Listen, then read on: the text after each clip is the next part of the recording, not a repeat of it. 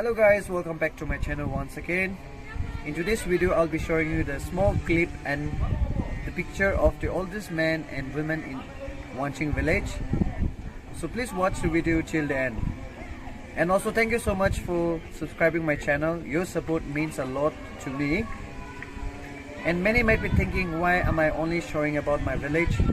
But there are a lot of things to offer about my village. So before I vlog about outside of my village, I wanted to showcase what's in my kitchen. So that's the reason I'm focusing more on my village. So please bear with me and please understand me. Peace.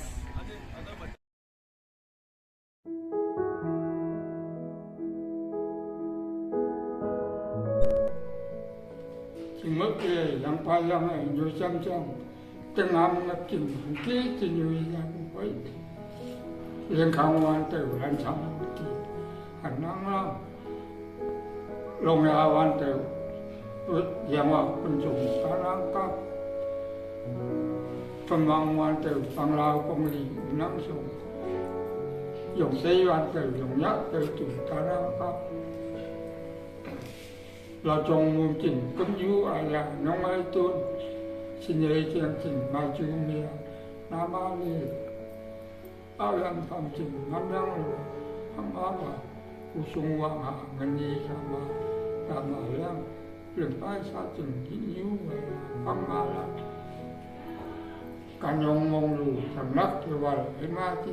cũng mất bằng bà của tam kỳ mông cái sinh hoạt nào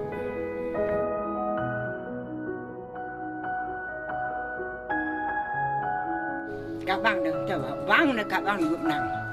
các bạn đừng ngậm nhui chừng mà bán ba chi mà ông vẫn đâu, các bạn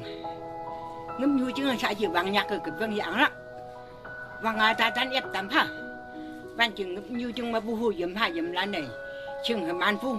vang ai ta tan ép tắm ha, ở cái giang bu tắm ha, man hay giang bu tắm ha, ban chừng ngậm nhui chừng đâu, vang nhạc cái vang ăn đã ba, cha chỉ, tôi man đã chỉ yếm chừng đại lắm. Hay yang vừa Hà Lan hồ lan chừng này như chừng xéo lưng là chừng này các bạn nàng hú hai đứa bạn chừng xéo lưng phá dầu cho các bạn cây gục với dầu các bạn cây gục năng cái dầu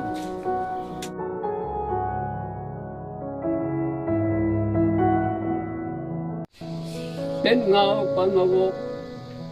liên ta ban bên mình chào mà chào xí ngô vô tư các ông này phá của hưởng hữu và trên đời vũ sĩ năng tôi thấy trên là nụ chào xiên ngói đó từ cái ba trên đời ngõ lắm trên đời sang sự của hưởng hữu chứ các ông này phá của các ông nhủ một ta mã lắc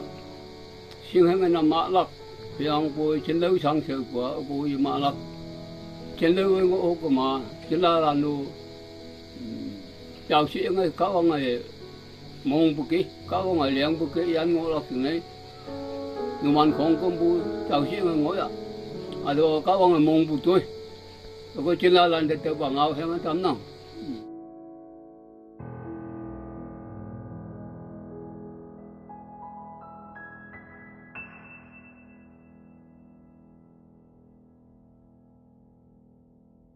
하지 지나가네 하란 후란 놈아네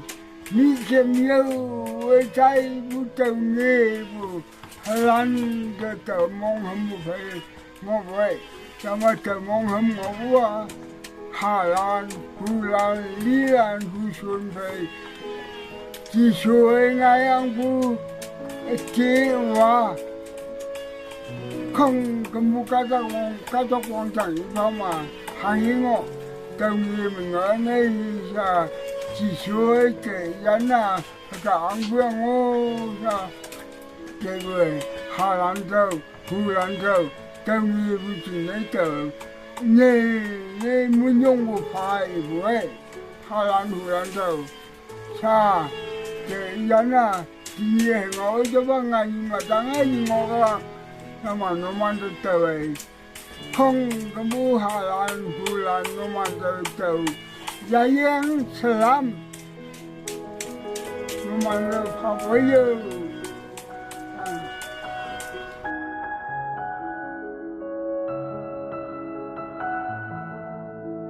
ta chính sở của nhà giống như vậy chỉ khi ta phát triển từ mai mà phát triển ở vùng chị về trong lại quân mà phát triển thì phát triển từ khi ta sang chỉ ngọn kia không không bu khu yếm hai yếm làจะมือให้มันสิจะไปสิ่งใดเนี่ยจะออกก็ช่างมือให้มันละอังผ้าซะเดี๋ยวมันย่องผ้าไป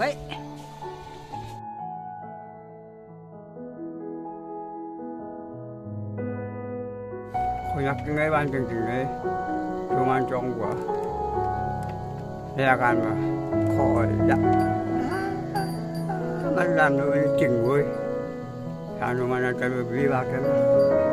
คือมันดีจังทางนี่กูจะหาป่ะบางอยากบางอะไรก็ต้องเชื่อเลยตามมาเลยทำจริงเว้ยมาจริงเว้ยยังไงจะraอย่างไงทางบุกมานะแล้วเฮ้ยนี่แฮมเยอะngập chân sầu ốc tiền sẵn ngập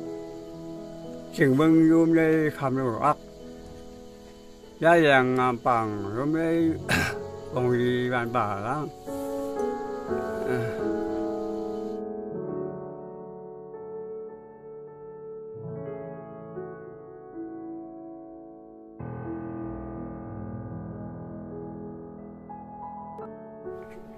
ngắm bằng chữ chẳng mình từ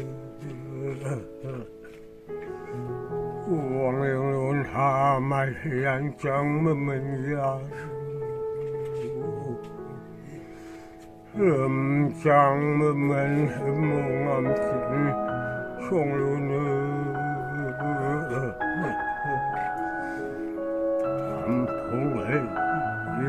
không ấy ngắm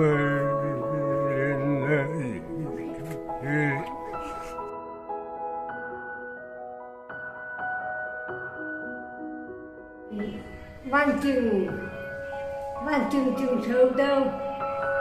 thì tiếp chân ma bông dòng man pa ham pa nam mê hát tới về thì tiếp thọ lên ma pu vàng làm tích pa ẩu lăng băng cung rồi dạ ẩu lăng băng cung mở phủ tam rồi dạ Wanching phải nhiều hát tới chừng đây đi ho lo dừng xin nghe vương mà chỉ số phụ ngâm nhu chừng mà chỉ số giặc được giáo nhau nà hát tớ từng lên ngâm nhu chừng tớ môi mặn năng sao chứ là làm tới sương môi mặn ha chứ là làm mở phù mèo trông nó tạ tâm cả băng sương bù phê không cầm bút chú tệ chỉ làm mấy giờ này chính trong khảo sao cả băng nó hay chú phụ vậy cái gì này tàu ở môi vậy để chẳng thắt xe dòng tắt nhai chùa ăn dòng trong chừng sầm lan đấy hay thằng gọi cũng vậy. Thank you all so much for watching. Since Platinum Jubilee is 1 month ahead, let us all remember him in our prayers. Peace.